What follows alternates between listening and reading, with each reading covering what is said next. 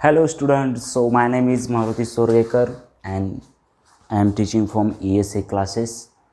So हमने surface tension ये chapter शुरू किया था जो कि महाराष्ट्र बोर्ड में एक 12th के टेक्स्ट बुक में मेंशन है, और अगर आप NCERT से आप प्रिपेयर करेंगे तो ये 11th का प्रॉपर्टीज़ ऑफ फ्लूइड इसके नाम पर दिया गया है।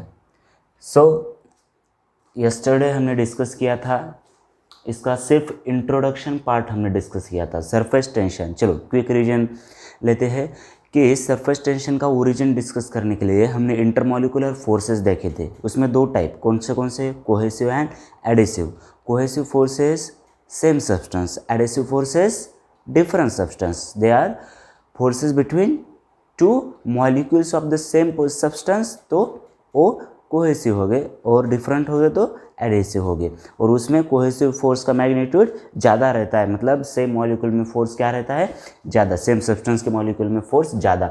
तो उसमें देखा हमने कि उस पर कैसे रेंज ऑफ इन्फ्लुएंस रहेगा, और हॉरिजॉन्टल लेयर पे एक पुल प्रोड्यूस हो रहा है जो कि डाउनवर्ड साइड में है। ठीक है, तो इस अब अगर मैंने ऊपर से, अगर एक सर्कुलर बकेट है और हम उसे ऊपर से देख रहे हैं, ठीक है, और उसमें एक लाइन ड्रॉ की मैंने, ए लाइन है ए टू बी, ठीक है।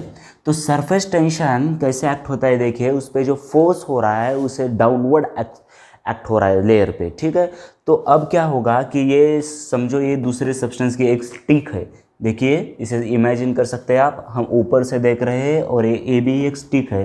तो क्या होगा कि इसे ए बी के perpendicular, along the perpendicular surface tension develop हो जाएगा, क्योंकि इधर वाटर मॉलिक्यूल है और वो वाटर मॉलिक्यूल उसे खींच रहे हैं परपेंडिकुलर टू ए बी, ठीक है। तो उसे हम ये लाइन पे जो फोर्स एक्ट हो रहा है उसे क्या कहेंगे, हम सरफेस टेंशन कहेंगे, ठीक है। टोटल फोर्स क्या रहेगा, वो फोर्स, जो फोर्स है उससे हमें लेंथ से मल्टीप्लाई करना है, ठीक है।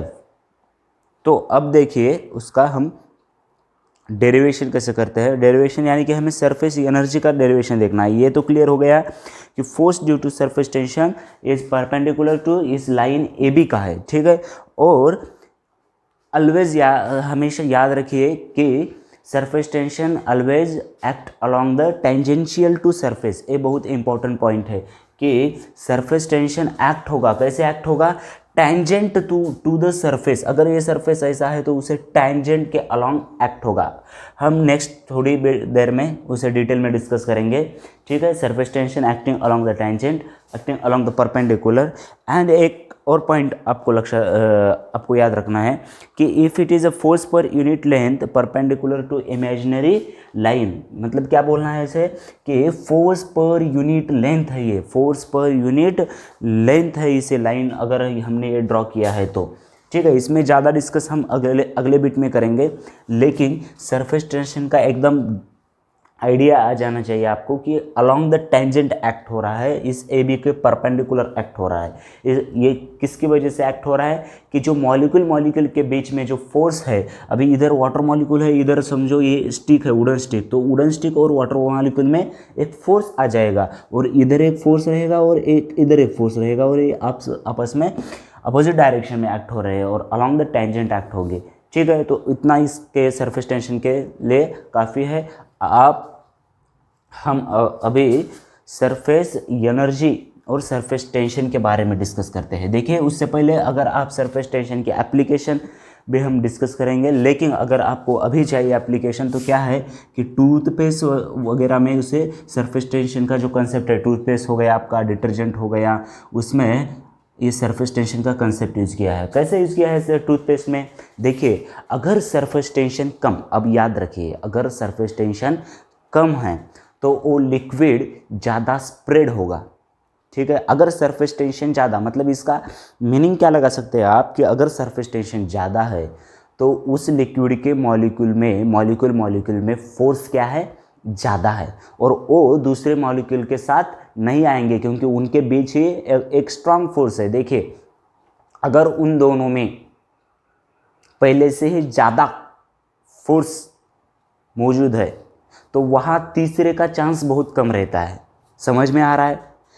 उन दोनों में अगर फोर्स ज़्यादा है तो तीसरे का चांस कम रहेगा। अगर उनके बीच कोई प्रॉब्लम है, फोर्स का मैग्नीट्यूड कम है, तो तीसरे का चांस रहेगा। मैं मॉलिक्यूल की बात कर रहा हूँ कि अगर सरफेस फोर्स ज़्यादा है यानी कि क्या है, सरफेस टेंशन ज़्यादा है। अगर लिक्विड का सरफेस टेंशन ज़्यादा रहेगा तो वो लिक्विड के मॉलिक्यूल आपस में फोर्स ज़्यादा रहेगा और स्प्रेड कम होंगे। स्प्रेड क्या होंगे?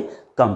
तो यही कंसेप्ट अप्लाई करके टूथपेस्ट देखो हमारे मुंह में कितने जल्दी फैलता है वो टूथपेस्ट, ठीक है। तो टूथपेस्ट का क्या रहता है कि उसका सरफेस टेंशन है जो लोअर किया जाता है, यानी कि वो मतलब टूथपेस्ट में जो कनेक्शन है वो स्मॉल हो जाए और उसे वो हमारे मुंह में ज़्यादा से ज़्यादा स्प्रेड हो जाए। दूसरा सिमिलर एप्लीकेशन आप बताएंगे अभी डिटर्जेंट। अगर मैंने वाटर में अगर डिटर्जेंट मिलाया है, ठीक है, तो क्या होगा, हम वॉशिंग क्लॉथ में मतलब क्लॉथ वॉश करते समय डिटर्जेंट क्यों मिलाते हैं? वो सीधे पानी से मतलब एक दाग क्यों नहीं जाता? देखिए क्लॉथ का प्रोसेस देखिए कि अगर हम क्लॉथ वॉश कर रहे हैं तो उसमें से जो अगर मिट्टी चली गई है, ये स्मॉल पोर्स रहते हैं क्लॉथ में। कैसे रहेगा? एकदम ऐसा स्मॉल पोर्स रहेगा कि एकदम स्मॉल, मैंने यहाँ दिखाया लेकिन, और इधर कुछ मतलब इम्प्योरिटीज़ रहेंगी, मिट्टी के पार्टिकल्स रहेंगे, ठीक है। और हमें ये धोना है, अभी ये निकालना है। तो जो प्योर वाटर है वो अंदर तक नहीं जा सकता क्योंकि वाटर मॉलिक्यूल के बीच एक स्ट्रॉन्ग फोर्स है पहले से ही, और वो वाटर मॉलिक्यूल क्या कर रहे हैं कि इस छोटे से पोर में नहीं जा पा रहे, ठीक है। तो हम क्या करते हैं कि डिटर्जेंट मिलाते हैं। कौन सा ही लो, अब आपको मालूम होगा सर्फ एक्सेल दाग अच्छे है, ठीक है, दाग अच्छे सर्फ एक्सेल का है क्या? हाँ ठीक है, आपको बताए। तो अगर हमने डिटर्जेंट वाटर में मिलाया तो क्या होता है कि सरफेस टेंशन उसका लोअर होता है, यानी कि क्या हो गया, सरफेस टेंशन लोअर हो गया। यानी आप मतलब ऐसा इमेजिन कर सकते हैं कि दो वाटर मॉलिक्यूल के बीच का फोर्स उसने कम कर दिया। अब क्या हो सकते हैं कि वाटर मॉलिक्यूल ऐसे सेपरेट हो सकते हैं और एक एक वाटर मॉलिक्यूल स्मॉल पोर्स में जा सकता है। अगर वाटर मॉलिक्यूल स्मॉल पोर्स में जा पा रहे हैं तो वो उस मिट्टी के कण को हटा लेंगे। समझ में आ रहा है क्या? मैं एक सिंपल एप्लीकेशन डिस्कस किया आपके साथ कि डिटर्जेंट मिलाने के बाद क्या होता है कि सरफेस टेंशन इंक्रीजेज और डिक्रीजेस। बताइए सरफेस टेंशन का क्या हो जाता है? डिक्रीज हो जाता है, और उसकी वजह से वाटर मॉलिक्यूल्स स्मॉल पोर्स में जा पाते हैं और उसकी वजह से हम वो वॉशिंग के लिए अप्लाई कर सकते हैं। और सारे एप्लीकेशन है, मॉस्किटो यग है, ठीक है, और सारे वो सोप बबल वगैरह है। तो हम पहले क्या करते हैं कि सरफेस एनर्जी का कंसेप्ट डिस्कस करते हैं। अभी देखिए, अगर इस वाटर में अगर आपका ये एनर्जी एंड वर्क का concept, energy work and force का कंसेप्ट क्लियर है तो ये 2 मिनट में ख़त्म हो जाएगा ये टॉपिक। तो क्या होगा कि ये जो लेयर है, इस लेयर पे क्या हो रहा है कि नेट फोर्स एक्टिंग हो रहा है और उसका डायरेक्शन कौन सा है? डाउनवर्ड डायरेक्शन है, ये पता है आपको। अगर इस पे नेट फोर्स एक्ट हो रहा है तो इसका डायरेक्शन क्या है? डाउनवर्ड डायरेक्शन है। अगर मतलब किसी ही पार्टिकल पे नेट फोर्स एक्ट हो रहा है तो उसमें एक एनर्जी स्टोर हो जाती है, पता है आपको। जो फोर्स यहाँ इस पार्टिकल को नीचे से ऊपर तक लाने के लिए अप्लाई करना पड़ा, देखिए मैं क्या बोल रहा हूँ, थोड़ा सा ध्यान से सुनिए, क्योंकि बहुत बच्चे का वर्क एंड एनर्जी का कंसेप्ट उतना अच्छा नहीं रहता। इसीलिए एनर्जी और फिजिक्स में हर एक चैप्टर में, मतलब मोस्टली हर एक चैप्टर में एनर्जी का कंसेप्ट आता है, तो वो कंसेप्ट पहले क्लियर कर दीजिए कि मुझे अगर इस पार्टिकल, यहाँ तो अपने कल के लेक्चर में देखा कि इस पार्टिकल में तो फोर्स, नेट एक्टिंग फोर्स 0 है, ठीक है। तो ऐसा कंसिडर कर दिए कि ये पार्टिकल मुझे यहाँ से यहाँ लाने तक जो फोर्स अप्लाई करना पड़ा है, तो वो फोर्स की वजह से उसमें एनर्जी स्टोर हो गई है, ठीक है। सो अब क्या कौन से पॉइंट याद रखने हैं आपको? पॉइंट देखिए कि work should be done to bring molecules from the bulk into the surface layer. ये बल्क के मॉलिक्यूल जो है उसे अगर सरफेस लेयर में लाना है तो उस पर वर्क करना पड़ेगा, ठीक है। So this energy spend to bring this molecule from to layer is stored in form of surface tension energy, और उसे हम सरफेस एनर्जी कहते हैं, ठीक है। और वो सरफेस एनर्जी, अब देखिए अगर यहाँ पे पॉइंट देखिए, पहला पॉइंट क्या कि ये बल्क को मॉलिक्यूल लाने में जो एनर्जी स्पेंड हो रही है उसे हम सरफेस एनर्जी कहेंगे। अगर मैं इसका एरिया अब बढ़ा ल, सरफेस का एरिया बढ़ाया मैंने लेयर का, ठीक है, तो इस लेयर में पार्टिकल कम हुए कि ज़्यादा हुए? ज़्यादा हुए। तो इस लेयर में अगर पार्टिकल ज़्यादा हुए हैं तो हमें फोर्स ज़्यादा लगाना पड़ेगा। फोर्स ज़्यादा लगाना पड़ेगा, इसका मीनिंग क्या है कि हमें वर्क ज़्यादा करना पड़ेगा। ये पार्टिकल यहाँ से यहाँ लेने तक, क्योंकि बहुत सारे पार्टिकल है अभी, तो आपको पॉइंट क्या याद रखना है कि if area is increases energy is increases also. If area of surface बोल रहा हूँ मैं, ठीक है, तो ये सरफेस का अगर एरिया हमने बढ़ा लिया तो उसकी सरफेस एनर्जी है वो क्या हो जाएगी? इंक्रीज हो जाएगी। एंड आपका एनर्जी का मेन कंसेप्ट है फोर्थ पॉइंट। देखिए मैंने पॉइंट कैसे कैसे आपको शॉर्ट पॉइंट में नोट करना है, ठीक है। वीडियो गाइडेंस हमने लेक्चर का पूरा और इंट्रोडक्शन का पूरा हमने एक वीडियो अलग से बनाया है, ठीक है। अगर लिंक इसके डिस्क्रिप्शन में होगी तो आप जाके देख लीजिए। तो कि यहाँ पे अगर एरिया बढ़ रहा है तो एनर्जी क्या हो रही है? बढ़ रही है। लेकिन लिक्विड क्या करता है, ये पॉइंट आपको हमेशा याद रखना है सरफेस टेंशन को, कि liquid tries to minimum energy. कौन सा ही मतलब हमें फिजिक्स में हम कौन सा ही सिस्टम लेंगे तो वो हमेशा क्या करता है कि अपनी एनर्जी मिनिमम रखने की कोशिश करता है, ठीक है। ये तो पता है आपको कि कौन सा ही सिस्टम अपनी एनर्जी, देखिए इसको अगर एनर्जी mgh है एच हाइट पे, अगर आप उसे उसके ऊपर छोड़ देंगे तो वो यहाँ ठहरेगा क्या? हमें पता है सर, इतनी सिंपल सी बात, ये तो नीचे ही जाएगा। लेकिन इसके पीछे कंसेप्ट क्या बताना चाहता हूँ कि ऊपर इसकी एनर्जी ज़्यादा थी, mgh एनर्जी थी उसकी, तो वो लोअर करने के लिए ये पार्टिकल अपने आप क्या करेगा? नीचे जाएगा। इसके सेम लॉजिक से एरिया बढ़ने से एनर्जी बढ़ रही है तो एनर्जी घटाने की कोशिश करेगा लिक्विड, हमेशा एनर्जी घटाने की कोशिश करेगा। तो उसका मीनिंग क्या है कि liquid tries to minimum its area उसका मिनिमम रखने की कोशिश करेगा। ये पॉइंट हमेशा याद रखने हैं। 4 पॉइंट सरफेस एनर्जी के नोट कर दीजिए।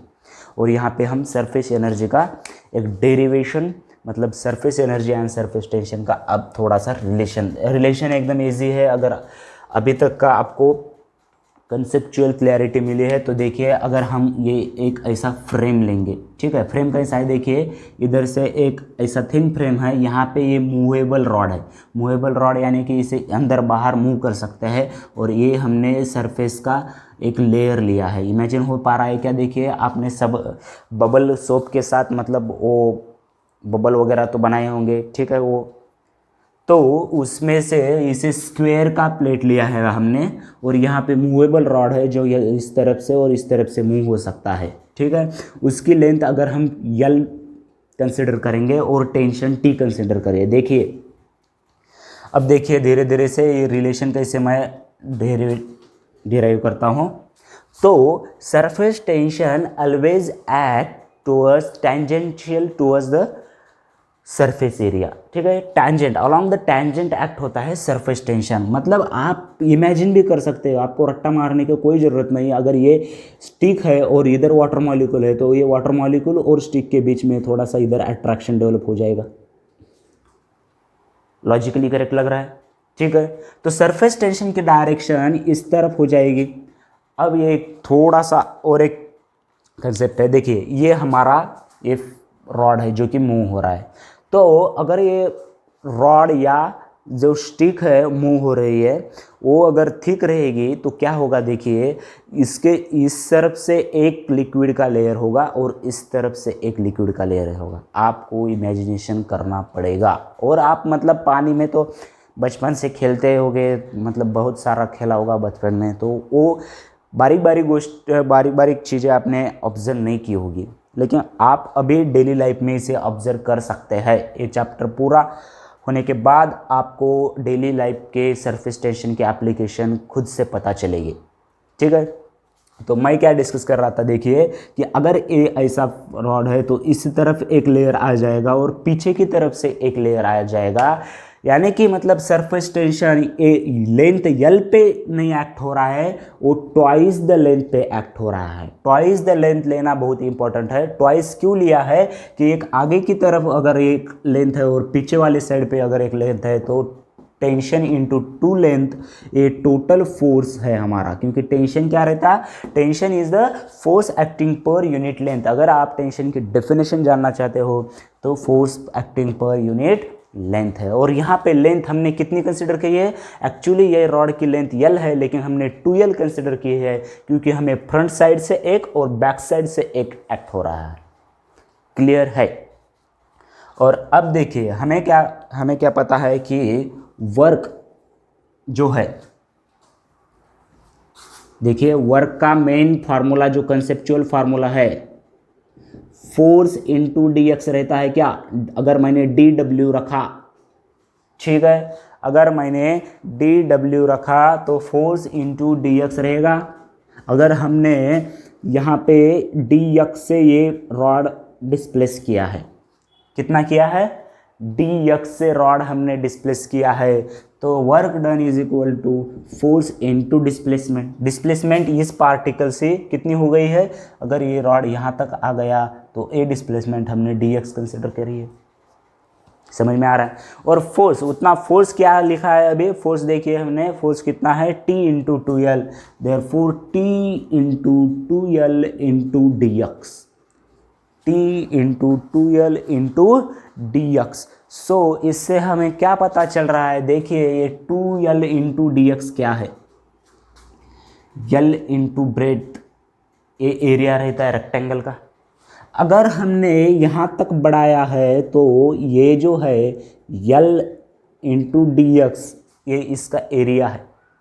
ठीक है, L इंटू डी एक्स ये इसका क्या है, जो एरिया इंक्रीज हुआ है उसका एरिया है, जो मैग्नीट्यूड इंक्रीज एरिया, क्योंकि पहले से इतना एरिया था और फाइनल इतना एरिया है, तो इंक्रीज इन एरिया, देखिए इतना एरिया हमारा इंक्रीज हो रहा है और उतना एरिया का हम ऐसा डायरेक्टली लिख सकते हैं, work is equal to tension into change in area. Change in area में भी ये ट्वाइस आ जाएगा, ये याद रखना है। इसमें बहुत सारे को कन्फ्यूजन होता है कि ये टू क्यों कंसिडर कर रहे हैं हम, एक पीछे वाला एक सरफेस की लेयर रहेगी और एक आगे वाला सरफेस का लेयर रहेगा, और वो दोनों सरफेस के लेयर के बीच ए फ्रॉम, क्योंकि एकदम थिन लेयर रहेंगे, देखिए तो ऐसा वो रॉड मतलब इसमें काम करेगा, एक पीछे की तरफ लेयर रहेगा, एक आगे की तरफ लेयर रहेगा।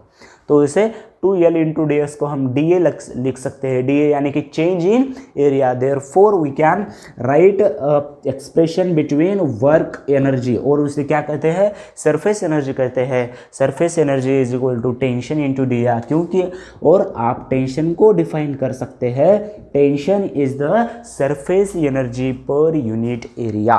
क्या डेरिवेशन आ गया आपका, tension is the surface energy per unit area. Clear है यहाँ तक, यहाँ तक क्लियर है। तो इस सरफेस टेंशन और सरफेस एनर्जी के लिए प्रॉब्लम आपको सॉल्व करने हैं। मैं एक कंसेप्ट मतलब एक थेरेटिकल ही टाइप है, उस टाइप के प्रॉब्लम मतलब आपको बुक में मिलेंगे, बुक से आपको प्रॉब्लम सॉल्व करने हैं, लेकिन मैं एक आपको प्रॉब्लम का मतलब एक ओवरव्यू देता है कि कैसे, अगर सरफेस टेंशन के आप प्रॉब्लम सॉल्व कर रहे हैं तो उसमें बहुत सारे प्रॉब्लम ऐसे आएंगे कि उसमें बताया होगा आपको, मतलब बोला होगा कि पुल करने को ऑब्जेक्ट मतलब सरफेस लेयर पे है और कंडीशन फॉर पुलिंग, ऐसे बोल सकते हैं आप, कंडीशन फॉर पुलिंग ऑब्जेक्ट। थोड़ी देर में मैं एक्सप्लेन करूँगा, घबराइएगा मत, ठीक है, डिटेल में स्टडी करेंगे। ये पुलिंग ऑफ ऑब्जेक्ट कहाँ से करना है, from the surface of liquid. चलिए बहुत सारा लिख लिया, हम एक्चुअली क्या है देखते हैं। अब देखिए मैं सिर्फ लिक्विड के लेयर के डायग्राम बना रहा हूँ, लिक्विड की लेयर के डायग्राम। मतलब देखिए हम साइड से देख रहे हैं, यहाँ लिक्विड है, लिक्विड का एरिया है, ठीक है। और मैंने यहाँ पे इस ऊपर ऐसे स्टिक रखी है, तो स्टिक का हमें सिर्फ ये सर्कल दिखेगा, इमेजिन हो रहा है। स्टिक का ये सिर्फ हमें क्या दिख रहा है, सरफेस दिख रहा है। तो हमें यहाँ पे ऐसा समझ में आ रहा है क्या, ठीक है।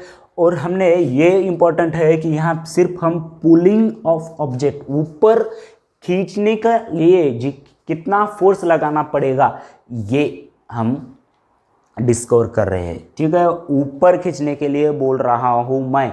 ऑब्जेक्ट हम वहाँ से, ये लेयर के अंदर नहीं है, लेयर के अंदर रहेगा तो क्या चेंजेस करने पड़ेंगे मैं नेक्स्ट लेक्चर में बताऊंगा। लेकिन यहाँ पे क्या होगा देखिए कि अगर हम ये ऑब्जेक्ट ऊपर उठा रहे हैं तो वो लेयर इसके कांटेक्ट में आ जाएगी और लेयर का जो सरफेस टेंशन है अलोंग द टेंजेंट यानी कि नीचे की तरफ आएगा। एक्चुअली वो परफेक्ट वर्टिकली डाउनवर्ड नहीं आएगा, लेकिन हम जब थोड़ा सा ऊपर उठाएंगे तो क्या हो जाएगा, लिक्विड ऐसा और उसे नीचे की तरफ खींचेगा।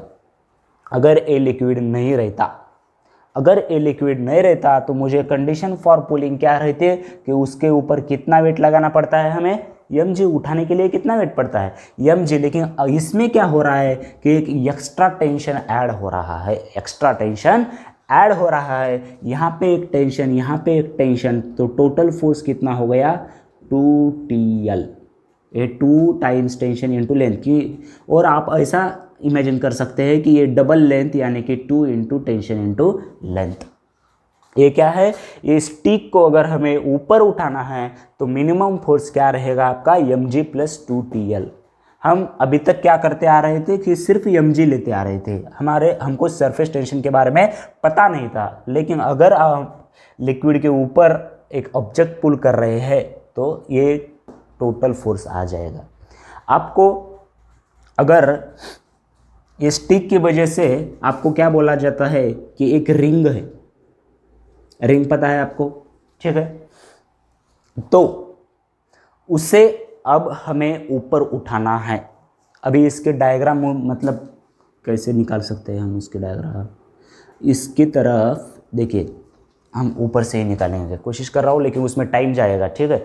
तो डायरेक्टली मैं, ये रिंग है, आपको पता चल रहा है, ये वाटर, अब हम ऊपर से ऊपर की तरफ देख रहे हैं। ये सिनेरियो आपको पूरी तरह समझ में आ रहा है कि टेंशन उसे नीचे खींच रहा है, टेंशन उसे नीचे खींच रहा है। और हमें टेंशन का जो फोर्स लेना है वो टेंशन इंटू टोटल लेंथ लेना है, ठीक है, टेंशन इंटू टोटल लेंथ। अगर फॉर रिंग हम डिस्कस कर रहे हैं तो देखिए ये फोर्स कितना होगा, वेट mg तो हर एक केस में आ जाएगा, mg तो हर एक केस में आ जाएगा, ये पता है आपको, देखिए। और प्लस टेंशन इंटू लेंथ। अब टेंशन इंटू लेंथ देखिए, अगर ये इनर सरफेस की रेडियस r1 लिखी हमने और आउटर सरफेस की रेडियस हमने r2 लिखी है। देखिए इनर सरफेस की रेडियस r1 और आउटर सरफेस की रेडियस क्या लिखी है, मैंने r2 लिखी है। तो टोटल लेंथ क्या होगी मुझे बताइए, टोटल लेंथ। अगर आप थोड़ा सा मैथमेटिक्स जानते हैं तो ये सर्कल की टोटल लेंथ सर्कमफरेंस रहती है, क्या रहती है, सर्कमफरेंस, जितना कि 2πr1, इसकी क्या रहेगी 2πr1 और आउटर लेयर की क्या रहेगी 2πr2। ये सिर्फ लेंथ हो गई और इस लेंथ पे क्या एक्ट हो रहा है, सरफेस टेंशन एक्ट हो रहा है। अगर आप फाइनल एक्सप्रेशन लिखना चाहते हैं तो 2πt into r1 plus r2 ऐसा लिख सकते हैं। r1 is inner radius, r2 is outer radius. आपको इमेजिन हो रहा है एक रिंग हमने सरफेस के ऊपर तैर रहा है और हम उसे ऊपर उठा रहे हैं। जब हम ऊपर उठा रहे हैं तो क्या होता है कि जो वाटर है उसे डायरेक्टली वर्टिकली डाउनवर्ड की तरफ खींच लेता है। तो उसके लिए हम एक्सप्रेशन जारी कर रहे हैं कि mg plus 2πt r1 plus r2। अब उसमें सब वेरियस फार्मूला आ जाएगा। अगर इसको थिन रिंग बोला है, अभी देखिए 2 मिनट का काम नहीं है, अगर वेरियस प्रॉब्लम अगर डिस्कस करने हैं आपको तो थिन बोला रिंग, थिन रिंग यानी कि क्या चेंज होगा कि ए एकदम स्मॉल होगा, ठीक है। r1 एंड r2 इक्वल लेना है हमें, R1 एंड R2 क्या लेना है, इक्वल। अगर R1 and R2 equal to R लिखा मैंने तो फाइनल एक्सप्रेशन देखिए mg plus 2 pi T into R plus R 2R, यानी कि ये क्या हो जाएगा mg plus 4 pi T R। ठीक है, तो ऐसे एक्सप्रेशन आप निकाल सकते हैं।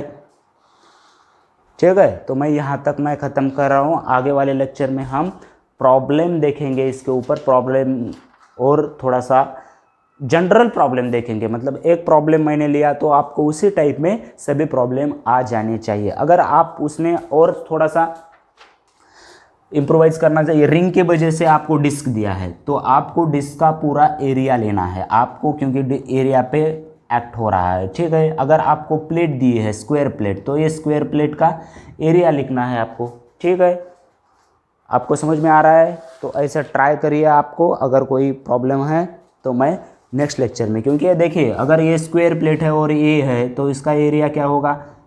ठीक है, मतलब एरिया नहीं लेना है, सॉरी, इसका पेरीमीटर लेना है। 4 ये रहेगा, इसका टोटल लेंथ लेते हैं ना हम, वो जो एजेस की लेंथ लेना है हमें।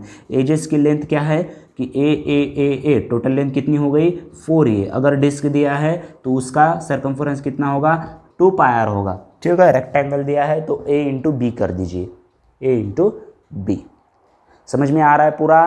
तो इस टाइप के क्वेश्चन आप देख लीजिए। अगर मैं क्वेश्चन अगले लेक्चर में और डिस्कस करने वाला हूँ, सिर्फ क्वेश्चन पे ही हम एक लेक्चर लेने वाले हैं। ठीक है, ओके।